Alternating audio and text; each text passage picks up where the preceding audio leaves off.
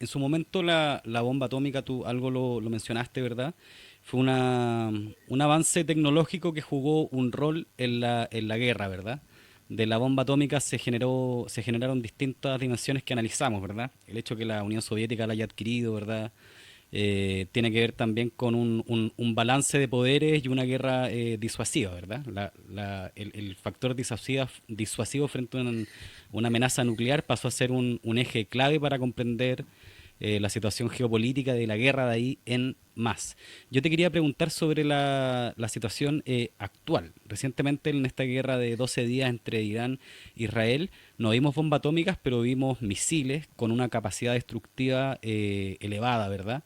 Entonces, ¿cuál sería el equivalente a la bomba atómica hoy y qué rol están jugando estas innovaciones en como algunos llaman el arte de la guerra, ¿verdad? Que está teniendo efectos bastante destructivos en la actualidad, Alejandro. Te cedo la palabra. Bueno, hay un tema, yo no soy especialista en armamento, pero hay un tema de doctrina militar. A raíz de la guerra cuando China todavía era débil, de la guerra de Yugoslavia, el año 99, ¿fue? ¿No? ¿Sí? No, 2009, perdón, ya estoy enredado, 99. 99, sí. La OTAN 99. ataca a Yugoslavia y los chinos elaboran lo que después se llamó también los rusos la doctrina Gerasimov, que es la de la guerra sin límites. Es decir, ellos entendieron que había ya una guerra sin límites a partir del año 91, cuando la primera guerra del Golfo, cuando los norteamericanos habían aprendido la lección de Vietnam, donde el periodismo jugó un papel muy importante en la derrota de Estados Unidos frente a Vietnam, en la desmoralización de los militares y de la población norteamericana frente a lo que estaban haciendo en Vietnam. Entonces, a partir del 99, los chinos sacaron, unos coroneles chinos, un libro sobre esto de la guerra sin límites, que es, en Estados Unidos las academias militares lo pusieron como, los del Centro de Estudios Militares, como la guerra de los pobres.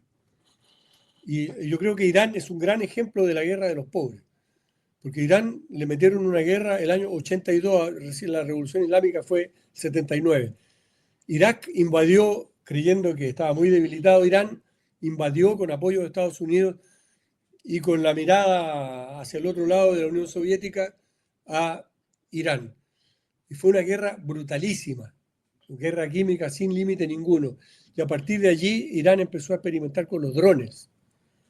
Fue el primer país que experimentó como los drones como eh, técnica militar importante. Por eso que Irán es hoy una de las 4 o 5 potencias en drones en el mundo. Eh, y los drones, nosotros todos lo vemos. Cuando yo fui a cubrir la guerra de Ucrania el año 2022, en marzo, los drones eran episódicos, ¿no? Había siempre un dron que le indicaba a la artillería a dónde disparar. Hasta que llegaron estos, los que llaman los geranios, que son esos drones baratos con motor de moto de 50 centímetros cúbicos, que los lanzan como enjambre los rusos, y bueno, cae lo del 90%, pero ese 10% que llega al objetivo, eh, a eso además se agregan los misiles hipersónicos, que no son tan caros de producir como los misiles antiguos intercontinentales, y en los cuales Rusia, Irán y otros países también, China, tiene la vanguardia en el mundo. Un artillero venezolano me decía que Rusia está avanzado como 15 años frente a Estados Unidos en esta tecnología. Entonces ahí aparecieron la guerra a través de drones, ya no hay cargas de infantería, ya no hay esta guerra heroica a bayoneta, eso ya acá no se ve. Si la infantería entra cuando ya la cosa está resuelta. Y aparecieron bombas, las termobáricas, que son bombas de un inmenso poder destructivo, que no está basado en las esquirlas, sino en la onda expansiva térmica.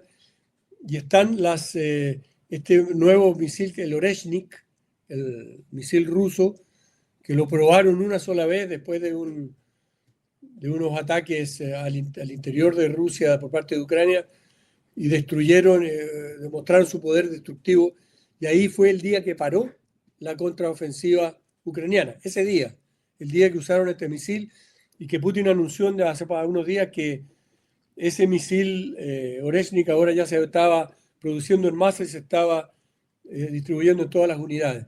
Cosas similares tienen los iraníes, los chinos, y claro, también Estados Unidos lo está desarrollando. Entonces, la guerra nuclear no es ya el último recurso.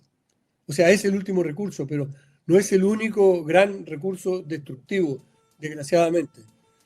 La guerra, las armas nucleares mantuvieron la paz, aunque parezca, aunque sea tenebroso decirlo, porque mantuvieron el equilibrio del terror hasta ahora. No eso que se llama la destrucción mutua asegurada. Pero este nuevo tipo de guerra de los pobres que se teorizó por chinos y rusos consiste en lo siguiente, que antes, hasta ahora, se peleaban las guerras de acuerdo a los armamentos que se tenían, ¿no? Eso definía la guerra. Y ahora se producen los armamentos para la guerra que nosotros queremos o podemos hacer. Y entonces ahí entró en los años 90, por parte de China, este inmenso esfuerzo por la guerra cibernética. No eres capaz de derrotarlos con armas, los derrotas de otra manera. Y es lo que están haciendo todos ahora.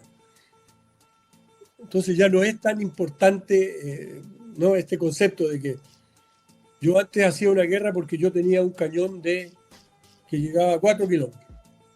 Eso definía la guerra en el siglo XIX, que era los cañones llegaban hasta donde yo podía verlos. Después ya los cañones empezaron a llegar a más, entonces yo desarrollaba la guerra de acuerdo a los cañones que yo tenía.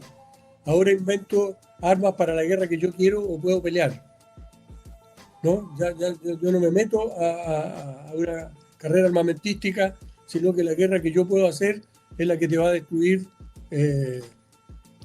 tu aparato productivo, la coordinación productiva de tu industria de acero, por ejemplo. Entonces esa guerra ya no es igual a la anterior. Entonces yo quiero pelear esa guerra y hago las armas para esa guerra. Eso hicieron los iraníes con los drones. Ellos no podían pelear en ese momento como pelearon ahora contra Israel. Pero ellos desarrollaron una industria misilística no de grandes misiles, sino de pequeños misiles de gran capacidad. Pero empezaron con los drones. Y fueron desarrollando. Entonces, fíjate que se dice que si la guerra de Israel contra Irán continuaba por 2 semanas, se destruía Israel. Eso lo dicen analistas norteamericanos como Scott Ritter o el coronel McGregor. Entonces Estados Unidos al atacar a Israel al atacar a Irán, salva a Israel de la destrucción que este tipo de guerra que desarrollaron los iraníes estaba logrando éxitos, que logró éxitos de los que nadie habla, por supuesto, pero que son, ellos atacaron y destruyeron objetivos estratégicos, por lo menos en 7 objetivos estratégicos, incluido el centro de investigación militar más importante de Israel, el centro Weizmann. Entonces, desarrollaron una doctrina nueva y eso es lo que está en marcha y que ojalá deje obsoleta la guerra nuclear, pero no creo. O sea, al final siempre el último recurso va a ser el uso de armas nucleares, destrucción masiva, como Hiroshima o Nagasaki multiplicado, ¿no?